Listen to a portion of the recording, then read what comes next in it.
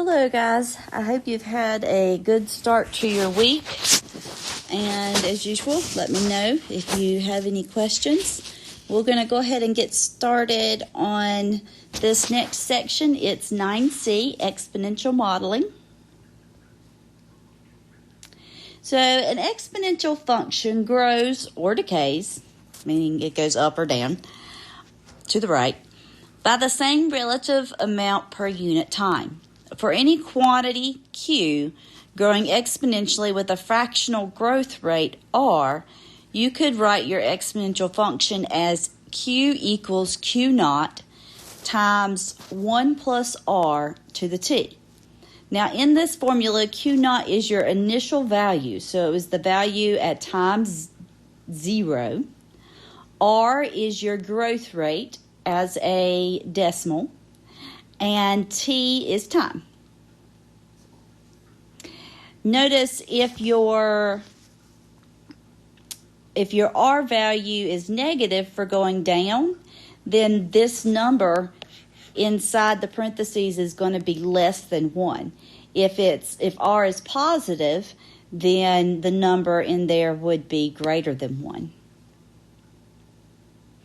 So example 1 says the 2010 census found a U.S. population of about 309 million with an estimated growth rate of 0.9% per year.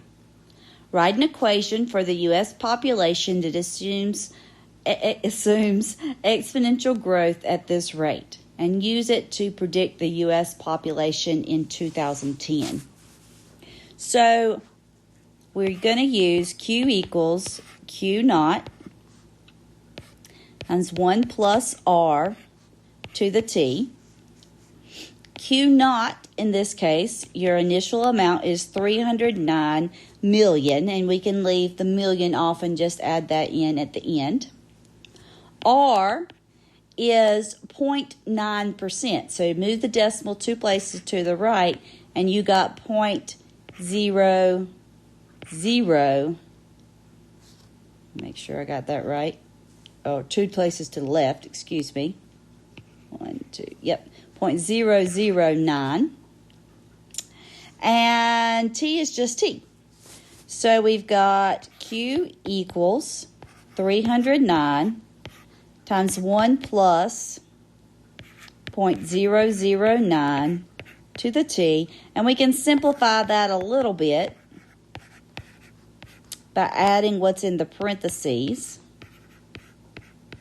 But keep in mind that you cannot multiply the 309 times 1.009 and then raise to the T power. The reason for that is order of operations. We have to do our exponent before we can multiply. So this is your formula right here. Then it says predict the population in 2100. So T, let's see, do I have another page? Yep. T will be 2100 minus 2010, or 90.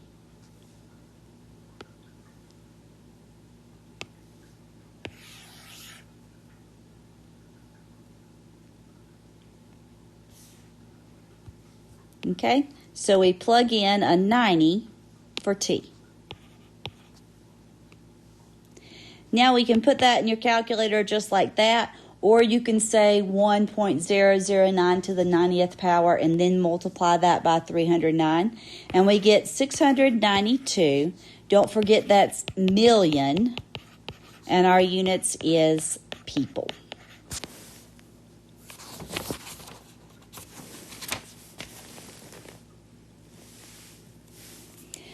Graphing exponential functions. There's a lot of words here. Basically, you graph the points just as always. A lot of times your exponential functions will double or half. And so it'll say, there's just a lot of words here you don't really need. But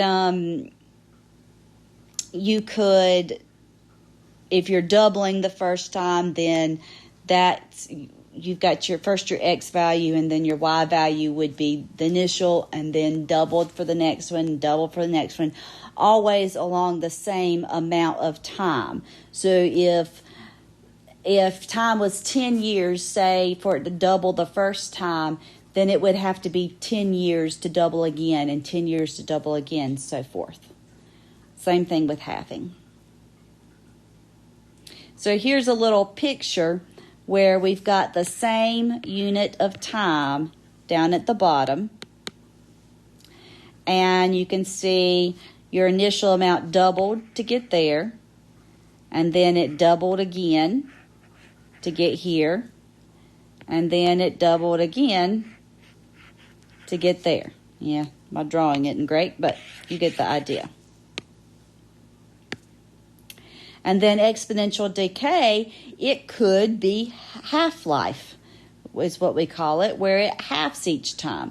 So we started here, and half of that got us there, and half of this got us here, and half of this got us there. There are some other formulas you can use for doubling and halving. You could just put in for R, if you're doubling, then it's 1 plus 1, because it went up by 100%, so 2 would be in there. Or if you're halving, it'd be 1 minus 0.5, which means 0.5 would go in there. Or you can use these formulas down here, which is basically saying the same thing. Example 2 says China's rapid economic development has led to an exponentially growing demand for energy. And China generates more than 2/3 of its energy by burning coal. Ew. During the period of 2000 to 2012, China's coal consumption increased at an average rate of 8% per year.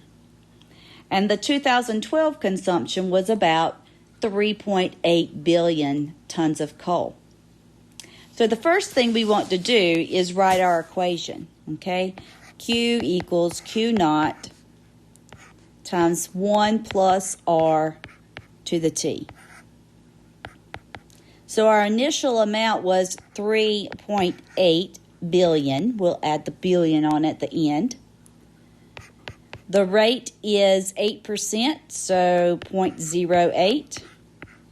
And we'll determine what we want T to be when we're working with it later, but T is an unknown at this point.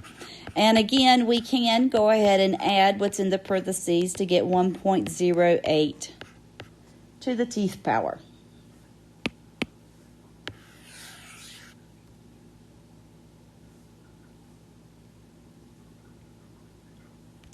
And it says, use this data to predict China's coal consumption in 2020. So we'll find T by subtracting 2020 minus the initial time was 2012, so T will be 8.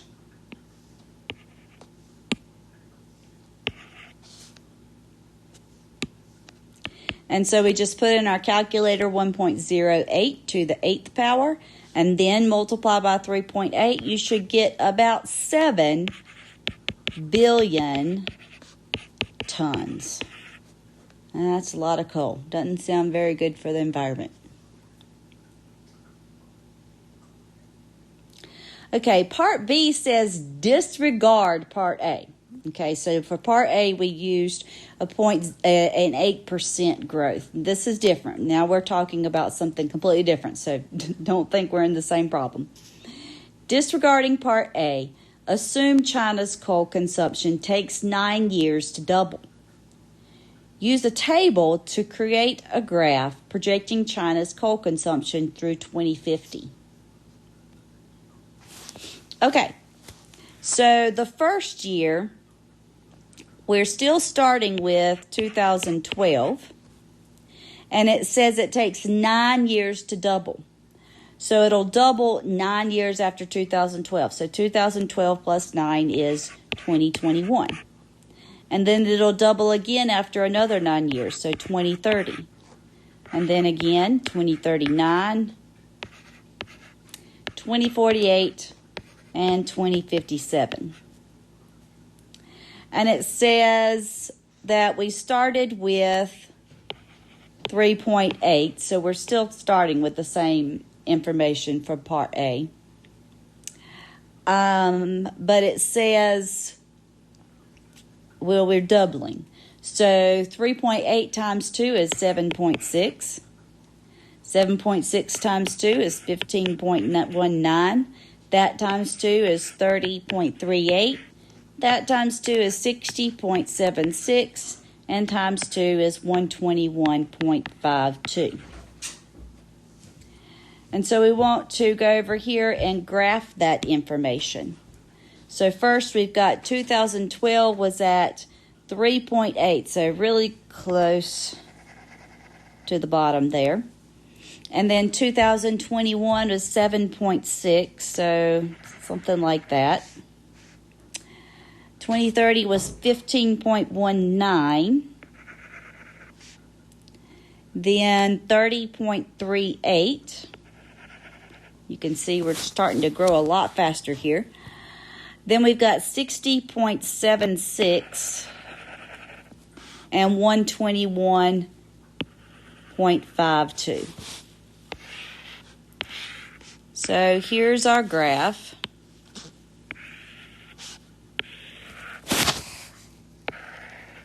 You can see how it's curved, and it can continue going up from there. Okay, so it also asks us to discuss the validity of this model. Will China necessarily be using over 121 billion tons of coal by the year 2057? Well, I certainly hope not. I think that given global warming,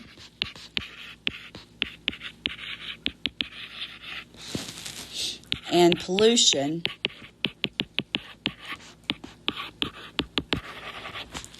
China may find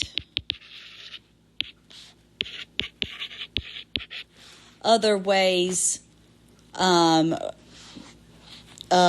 other things to use for energy. I don't know how better to write that.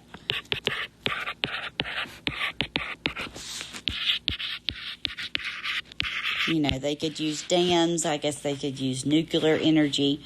They could use wind. So hopefully they'll come to their senses and not use so much coal. So in that case, it would be unlikely that we'd have such a huge increase in coal consumption.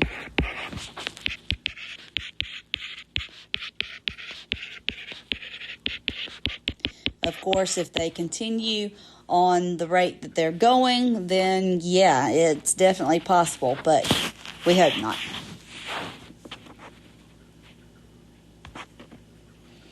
Okay, example 3 says, consider an antibiotic that has a half-life. That means it halves every so much amount of time, so unit of time. It half-life in the bloodstream of 12 hours. So that means the amount of antibiotic in the bloodstream would half every 12 hours. A 10 milligram injection of the antibiotic is given at 1 p.m. How much remains in the blood at 9 p.m.? Okay, so I'm going to use that formula that was for half-life that says Q equals Q naught 1/2 T divided by big T. Okay? Q naught is our initial amount. It says there was 10 milligrams to start with.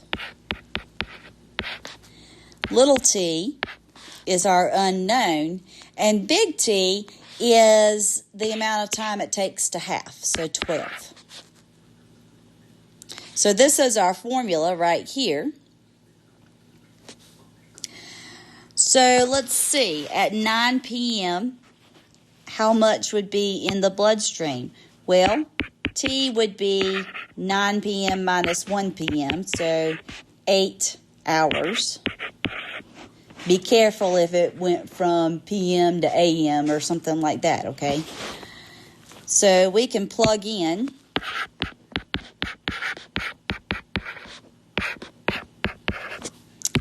eight for T here. And we can reduce that a little bit. Yeah, no really need to. It's still a fraction. So I'm not going to even worry about it. So we can put that in our calculator. And if you've got a graphing calculator or something, you're going to want to put it in like this. Make sure the 8 divided by 12 is in parentheses. And you should get 6.3 milligrams. Okay, and it wants us to graph this. So on the X, we've got our hours after the injection. So we've got 0 hours, and then it halves in 12. It halves again in 24. It halves again in 36. Again in 48. Again in 60, and then it's 72 hours. So we started with 10 milligrams. Half of that is 5. Half of that is 2.5. Half of 2.5 is 1.25. Half of that is 0.625. Half of that is 0.3125. And half of that is 0.15625. And now we want to graph it. So 0 was 10, 12 was 5, 24 was 2.5, 36, 1.25. And we can kind of just eyeball halving each way past there.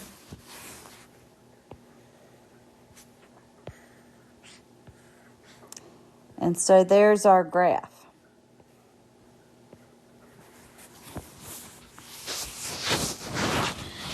And this is a good example of why, I think anyway, of why doctors will say not to use too much antibiotics, not to use them when you don't have to because your body will build up a resistance. Actually, the amount of, when you take an antibiotic, the amount in your body never, ever, ever goes away. It gets very, very, very small, but it never goes away. And there may be one more example on your notes. I'm not sure if it's still there or not, but we're not going to look at that because it requires you to use logs. So I don't know why it even put that in a quantitative literacy notebook or book, because I'm not teaching you how to use logs. I mean, we could, but you'd probably rather not, even if you have before. So we're not going to mess with that, and you won't have any problems where you have to find the value of T using logs or anything like that. So I think we've got everything covered we need to here. So let's look at our calendar for a bit. I'm recording this on Tuesday, so your Unit 3 test is due tonight. So by the time you listen to this, I certainly hope you've already finished it. If you haven't for some reason, please let me know. Sunday, your 8A homework is due. And Monday, we'll start the last topic or set of topics that we'll look at, and they're dealing with money and that type of thing. And then next Tuesday, the 9C homework is due, and that scatter plot lab that's with your 8A notes in Moodle will be due then too. Okay, so as usual, give me a call or shoot me an email if you need anything. I'll be glad to help. And I hope you have a great rest of the week and a great weekend. And hope the weather's nice. Okay, y'all hang in there. I'll talk to you soon. Bye-bye.